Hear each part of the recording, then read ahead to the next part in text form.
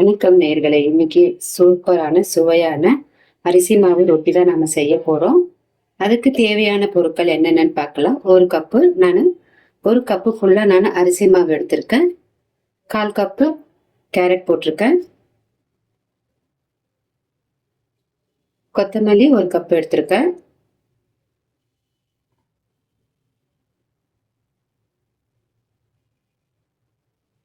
சீரகம் ஒரு 1/4 டீஸ்பூன் போட்டுக்கோங்க.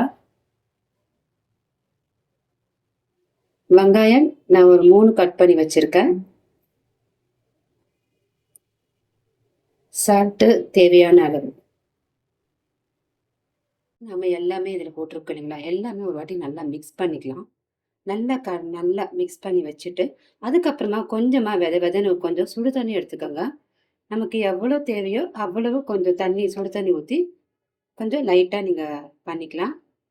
இது கூட நீங்கள் ரவை போடனா கூட 2 டேபிள் ஸ்பூன் ரவை போட்டுக்கலாம். ஆனால் ரவை நான் போடல. நம்ம தேவைக்கு ஏற்ற மாதிரி தான் தண்ணியை ஊற்றிக்கணும். கொஞ்சம் கொஞ்சமாக ஊற்றி வெதன்னு கொஞ்சம் தண்ணி இருக்கட்டும், சுடு தண்ணி. வெதமாக இருந்தபோது நீங்கள் கலரிட்டே இருந்து பிசைஞ்சிங்கன்னா ஒரு சப்பாத்தி மாவு பக்குவம் வரும். ரொம்ப கெட்டியாக இருக்கக்கூடாது. லேசாக ஒரு மெதுவான ஒரு பதத்தில் தான் இருக்கணும். இந்த மாதிரி ஒரு பக்குவம் வரணுங்க. இந்த மாதிரி வந்த பிறகு பிசைஞ்சு வச்சுட்டு நாம ஒரு 10 நிமிஷம் மூடி வச்சிடலாம்.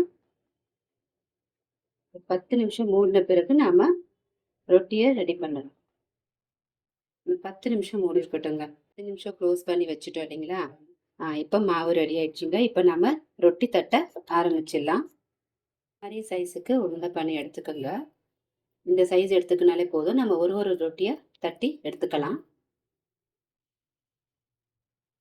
இந்த மாதிரி தட்டி எடுத்துக்கோங்க. ஒரு ரொட்டியாக தட்டி எடுத்துக்கோங்க. எப்பவுமே நாம தோசை, இட்லி, பொங்கல் அப்படின்னு செய்வோம் இல்லைங்களா?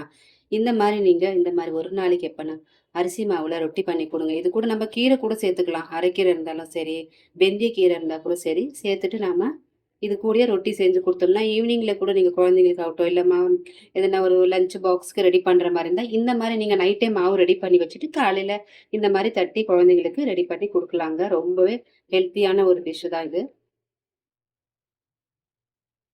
எண்ணெய் நம்ம இப்போ ரெடி பண்ணுறதுக்கு எண்ணெய் கொஞ்சம் தடவிக்கலாம். நான் ஆல்ரெடி ரெடி பண்ணி வச்சுருக்கேன். ரொட்டி தட்டி வச்சுருக்கேன். தவா கொஞ்சம் நல்லா சூடு ஆன பிறகு நீங்கள் இந்த ரொட்டியை போடலாம். கொஞ்சம் நேரம் 2 நிமிஷங்க. இல்லை கொஞ்சம் சூடு பதம் வரணும். தட்டி வச்சுருக்க ரொட்டியை தவாவில் போடுறேன். கொஞ்சம் சூடு ஆன பிறகு தான் நாம் எண்ணெய் விடணும். ரொம்ப அருமையான இதுங்க இது. ரொம்பவே நல்லா இருக்கும். அரிசி மாவு ரொட்டி நீங்கள் பண்ணும்போது கேரட்டு இல்லைன்னா நீங்கள் கீரை இந்த மாதிரி கூட ரொம்ப ஒரு என்னென்ன வேணுமோ நம்ம ஒரு 2 வித விஷயங்களை இதில் நம்ம சேர்த்துட்டு கூட பண்ணலாம். ரொம்ப அருமையாக டேஸ்ட்டாக இருக்கும். நைட்டே நீங்கள் மாவு ரெடி பண்ணி வச்சுட்டு காலையில் குழந்தைங்களுக்கு கூட நீங்கள் லஞ்ச் பாக்ஸ் கூட ரெடி பண்ணி கொடுக்கலாம்.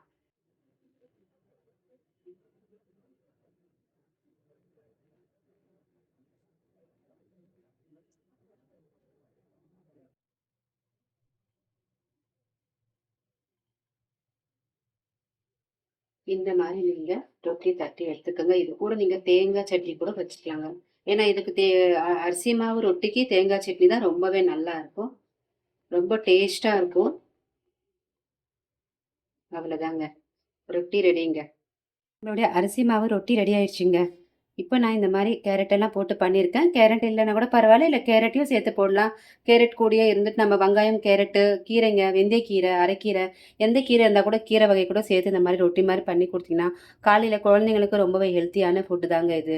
நீங்கள் நைட்லேயே ரெடி பண்ணி எல்லாம் வச்சுட்ட மேலே காலையில் லஞ்ச் பாக்ஸ்க்கு இந்த மாதிரி போட்டு கொடுங்க. எப்போவுமே தோசை, உப்புமா பண்ணுற மாதிரி இல்லாமல் இந்த மாதிரி ஒன்று வித்தியாசமாக பண்ணால் குழந்தைங்க ரொம்பவே இஷ்டப்பட்டு சாப்பிடுவாங்க.